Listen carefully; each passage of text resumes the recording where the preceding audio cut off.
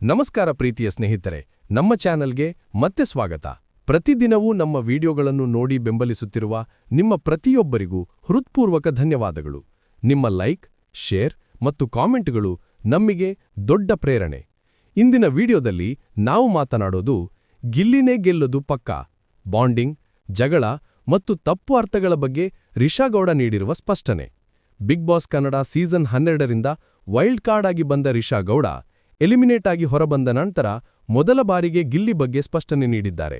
ಅವರು ಹೇಳಿದ್ದಾರೆ, ನನ್ನ ಮೇಲೆ ಕೈ ಮಾಡಿ ರಿಷಾಗೆ ಹೀಗಾಯ್ತು ಅಂತ ಗಿಲ್ಲಿಗೆ ಗೊತ್ತಾದ್ರೆ ಅವನು ತುಂಬಾ ಬೇಜಾರಾಗ್ತಾನೆ. ಅದು ಹೊರಗಡೆ ಬರೋ ಕಾರಣ ಅಲ್ಲ, ಆದರೆ ಒಂಥರ ಸಲುಗೆಯಲ್ಲಿ ಎಡವಟ್ಟಾಯಿತು.